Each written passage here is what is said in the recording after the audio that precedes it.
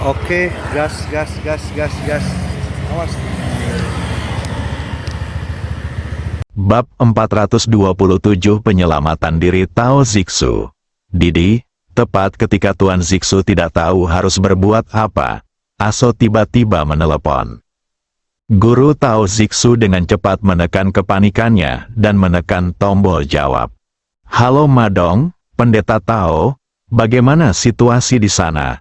Aso berbaring di antara Miko Ando dan Noriko Ando, dan bertanya dengan semangat dan penuh harap.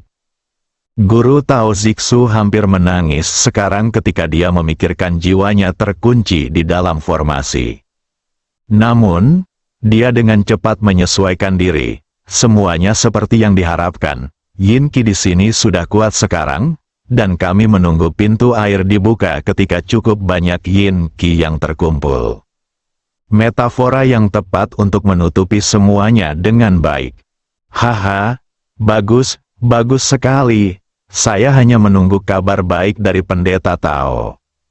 Jangan khawatir, Madong. Setelah selesai berbicara, Guru Tao Zixu menutup telepon.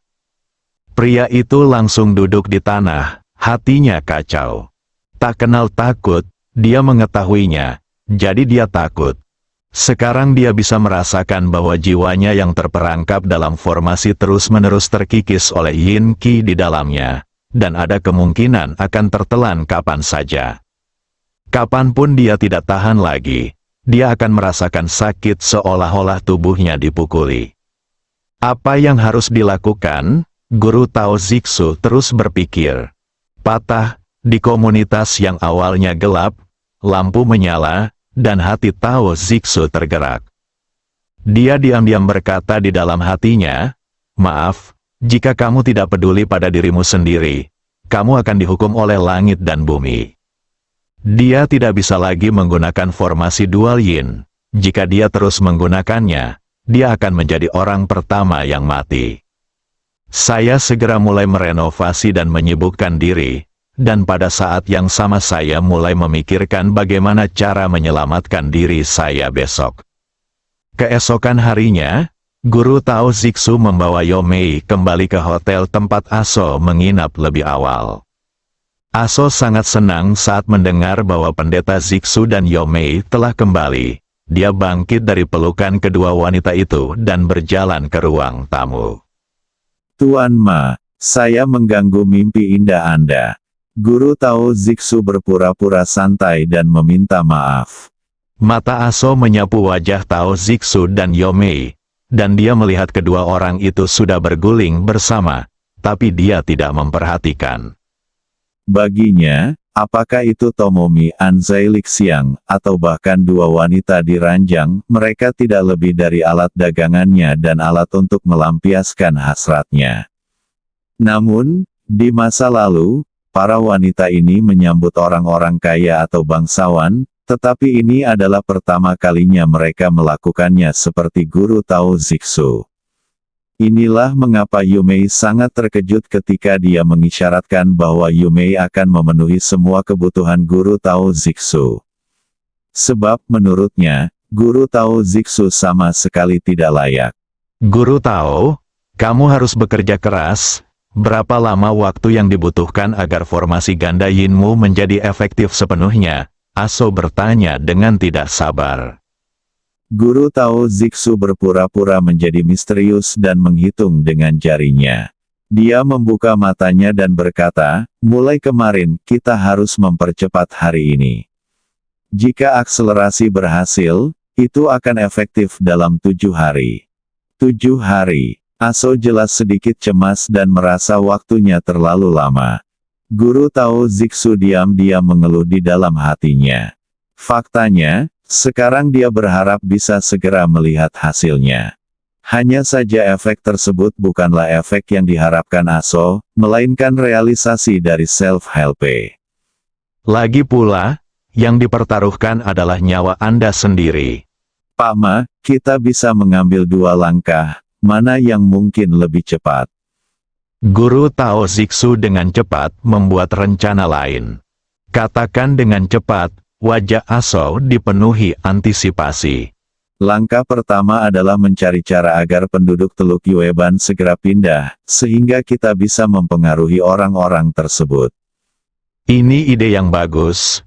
Apakah ada cara lain? Jika langkah kedua nyaman, ayo pergi ke Gunung Phoenix dan biarkan saya melihat apakah ada jalan pintas lain. Wajah Aso menunjukkan kontemplasi, tapi dia mengangguk cepat. Oke, lakukan saja apa yang kamu katakan. Kita akan berangkat sebentar lagi. Zixudao menghela nafas panjang. Sekarang dia benar-benar ingin mengetahui lebih banyak tentang Gunung Phoenix dan menemukan cara untuk menghilangkan Yin Qi dari Gunung Phoenix sesegera mungkin untuk meringankan rasa sakit jiwanya yang terkunci dalam formasi. Dia sangat khawatir dia tidak akan sanggup menanggungnya. Dia disiksa sampai mati. Sampai saat ini, dia tidak tahu bahwa dia sedang diplot oleh Ji Fei. 1 jam kemudian, Aso membawa guru Tao Zixu, Li Boli, Li Fufeng dan lainnya ke Gunung Phoenix. Karena Aso sendiri tidak tahu banyak tentang masalah Gunung Phoenix, dan dia tidak terlalu percaya diri, maka dia sengaja membawa lebih banyak orang, agar jika ada lebih banyak orang, segalanya bisa ditangani dengan lebih mudah. Setelah pemerintah kota Ninghai menyerahkan Gunung Phoenix kepada Aso, pemerintah juga memberitahu Aso tentang metode masuk dan keluar Gunung Phoenix. Li Boli mengatur agar Li Fufeng memimpin jalan, dan tak lama kemudian rombongan tiba di villa yang ditinggalkan oleh keluarga Chen. Memasuki villa, saat melihat villa dibangun semewah istana, bahkan Aso diam-diam menamparkan bibirnya. Keluarga Chen tahu bagaimana menikmatinya. Pendeta Tao Zixu terus memutar otaknya, mencoba melihat bagaimana dia bisa menemukan cara untuk menyeimbangkan yin dan yang dengan cepat. Namun, belum ada solusi yang baik. Ada terlalu banyak energi yin di sini, yang berarti kekurangan energi yang. Namun, tidak ada yang bisa datang ke sini, dan tidak ada yang berani datang. Li Fufeng sangat tertarik dengan kemewahan Villa Chen begitu dia masuk. Dia melihat sekeliling sana-sini. Dengan keterkejutan di matanya, dia berharap dia bisa segera tinggal di dalamnya. Guru Tao Zixu tiba-tiba mendapat ide, Tuan Ma. Keluarga Chen telah membangun villa ini menjadi harta Feng Shui. Bagaimana menjelaskannya? Aso terkejut. Sekarang dia sangat percaya pada Tao Zixu, dia tentu saja tidak ragu. Ada kekayaan yang mengalir di depan dan kursi di belakang. Feng Shui yang khas adalah adanya angin, air, dan air. Guru Tao Zixu menunjuk ke sekeliling saat dia berbicara. Saat Aso mendengar ini, matanya menunjukkan kegembiraan. Guru Tao, maksudmu Gunung Phoenix bukanlah gunung yang berbahaya.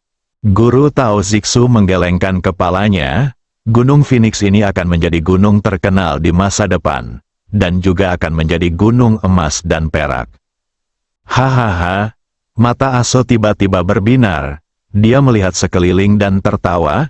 Bagus sekali, bagus sekali. Beralih ke Li Boli. Ketika komunitas Yue Banwan ditinggalkan dan tanah di zona pengembangan tidak berharga, setelah semua tanah diperoleh, saya akan menjadikan Gunung Phoenix sebagai gunung emas dan gunung perak.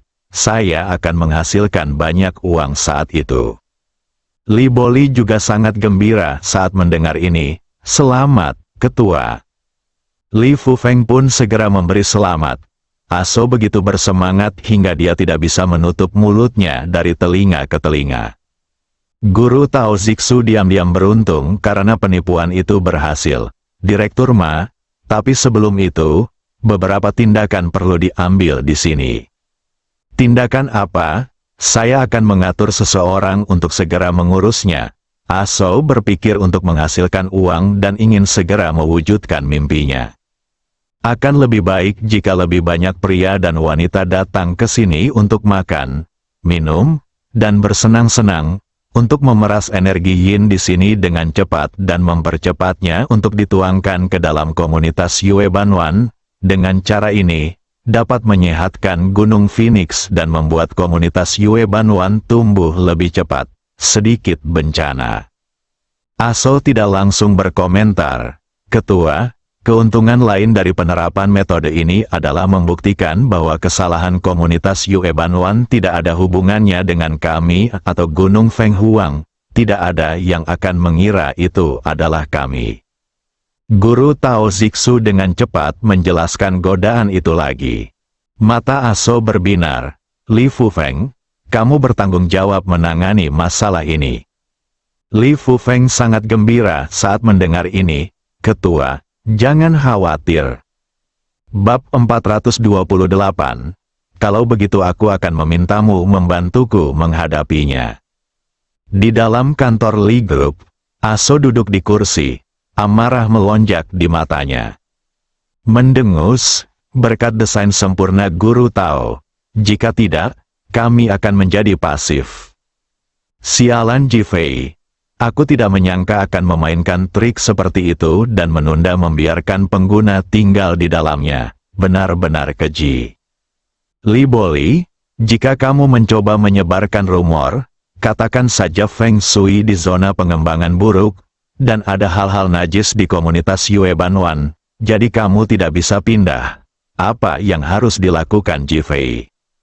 Setelah Aso dan yang lainnya kembali, mereka mendengar bahwa grup Li baru telah mengatur agar semua pengguna komunitas Yue Banwan untuk mulai pindah dalam waktu setengah bulan. Hal ini membuat Aso marah ketika rencananya untuk sukses dirusak. Ketua, jangan khawatir, saya akan segera mencari cara untuk mengatasinya. Li Boli segera mengutarakan pendiriannya.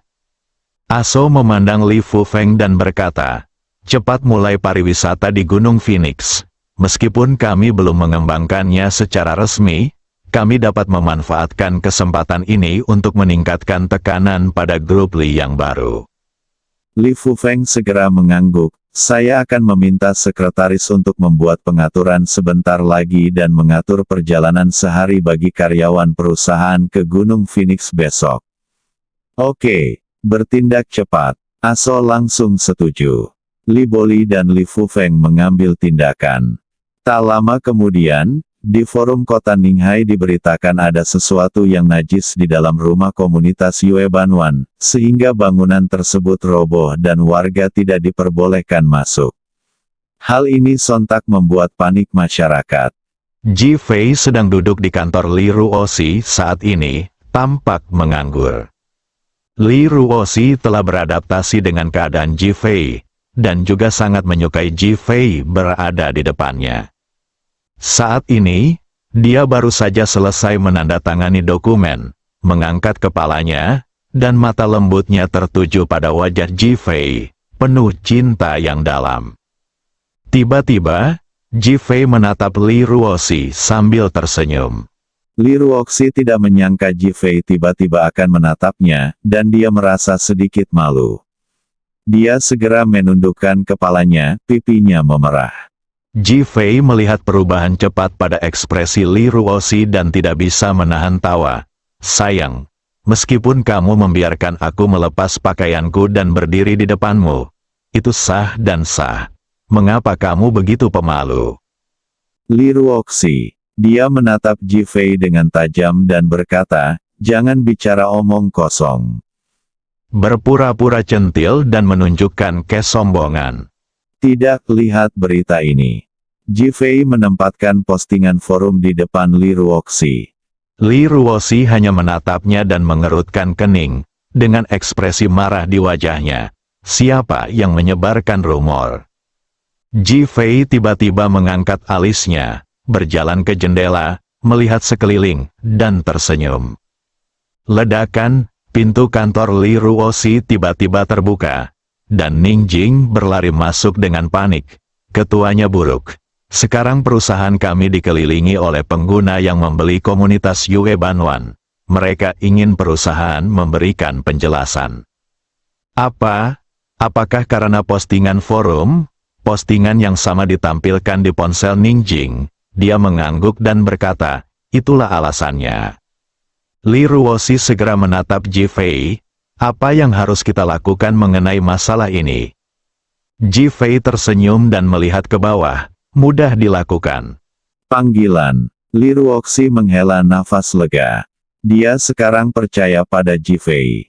Di matanya, Yuki Fei tidak mengalami kesulitan. Ketenangan, hubungi polisi. Kata-kata Ji Fei membuat Jing Jing berteriak, lalu menatap Li Ruoxi. Li Ruoxi juga menatap Ji Fei dengan mata bulat yang indah, seolah dia salah dengar.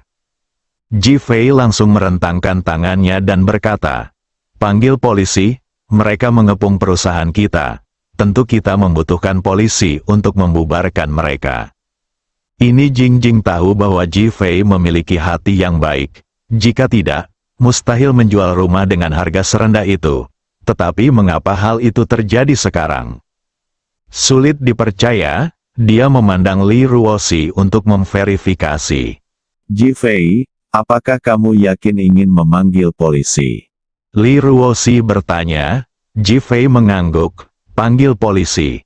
Setelah mengatakan itu, dia langsung menelepon Su Guofeng untuk memanggil polisi.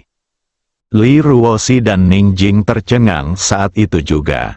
Setelah Su Guofeng mendengar ini, dia segera mengatur seseorang untuk menanganinya. Dia memikirkan keseriusan masalah ini dan segera memberitahu Zhao Yuntian yang bingung dan menelepon Ji Fei secara pribadi untuk memverifikasi. Zhao Yuntian tidak punya pilihan selain menyuruh Su Yunfeng melakukannya. Nyatanya, panggilan Ji Fei ke polisi tidak salah. Bagaimanapun, perilaku seperti itu membahayakan perusahaan dan merupakan tugas polisi. Segera, sirene polisi meraung di luar, mengelilingi seluruh lokasi kejadian. Saat Ji Fei melihat pemandangan ini, matanya menunjukkan kegembiraan. Li Ruoxi berdiri di sampingnya, tubuhnya yang tegang sedikit gemetar. "Jangan khawatir, ini masalah kecil." Setelah Ji Fei selesai berbicara, dia berjalan ke bawah sambil tersenyum. Li Ruoxi khawatir dan mengikutinya keluar pintu masuk perusahaan. Polisi itu memegang pengeras suara dan memandang orang-orang di tempat kejadian. Jika Anda memiliki masalah, Anda dapat menyelesaikannya melalui prosedur hukum. Jangan mengumpulkan orang di sini. Ini ilegal. Kami menginginkan sebuah rumah, di mana kita ingin tinggal. Mengapa kita tidak membeli rumah dan tidak membiarkan kita tinggal di dalamnya? Satu kalimat dari polisi langsung menuai kecaman dari sekelompok orang. Suasana di lokasi kejadian semakin mencekam, dan para petugas polisi tampak khidmat. Kedua belah pihak berada dalam situasi yang relatif tegang. Pada saat ini, Ji Fei keluar dengan ekspresi santai di wajahnya dan senyuman di wajahnya. Alangkah baiknya jika dia tidak muncul, namun penampilan dan ekspresinya langsung membuat banyak orang merasa otaknya sesak. Namun, banyak orang yang lebih peka daripada impulsif dan hampir tidak bisa menahan amarahnya. Pengembang yang tidak bermoral, hancurkan grup Li baru. Beri kami rumah. Tiba-tiba terdengar teriakan dari kerumunan, dan suasana tenang tiba-tiba mendidih. Kami menginginkan sebuah rumah, di mana kita ingin tinggal. Mengapa kita tidak membeli rumah dan tidak membiarkan kita tinggal di dalamnya? Teriakan itu datang dan pergi lagi. Mata Ji Fei telah tertuju pada 4 orang di dalam yang baru saja memimpin dalam berteriak dengan cibiran di bibirnya. Tiba-tiba tubuh itu bergegas menuju kerumunan tanpa peringatan. Kemudian keempat orang itu berteriak dan sudah diangkat keluar dari kerumunan oleh Ji Fei seperti ayam. Membunuh orang, pengembang yang tidak bermoral membunuh orang. 4 orang melolong, pembeli rumah di tempat harusnya bersemangat. Jika kamu menginginkan rumah yang tenang, serahkan padaku. Ji Fei tiba-tiba berteriak keras, dan momentumnya yang kuat menyebabkan semua orang menelan kata-kata mereka. Boom, boom, boom, Ji Fei melemparkan keempat orang itu ke tanah seperti anjing mati. Keempat orang itu berteriak. Lalu dengan cepat melihat ke arah polisi. Polisi, Cepat selamatkan saya. Polisi juga memandangnya dengan tatapan kosong, tidak menyangka Ji Fei akan mengambil tindakan kekerasan seperti itu. Agak canggung berdiri di sana saat ini, peduli atau tidak peduli. Ji Fei menunduk dan memandang keempat orang itu. Ayo, beritahu aku, rumah mana yang kamu beli, rumah tangga yang mana? Keempat orang yang masih berteriak-teriak langsung tercengang, menatap Ji Fei dengan panik di mata mereka. Dia segera melihat ke samping. Ji Fei memandang Li Ruoxi yang mengikutinya keluar. Penyelenggara akan mendaftarkan orang-orang di lokasi. Siapapun yang menginginkan rumah harus menunggu sesuai kesepakatan. Mereka yang tidak menginginkan rumah akan segera dikembalikan uangnya, dan perusahaan akan memberi mereka kompensasi sebesar 20.000 yuan. Mendesis, ada suara terhirup di tempat itu. Suatu isyarat yang besar. Ji Fei memandang polisi. Siapapun yang tidak memiliki rumah dan berkumpul untuk membuat masalah, tolong bantu mengatasinya. Bersambung.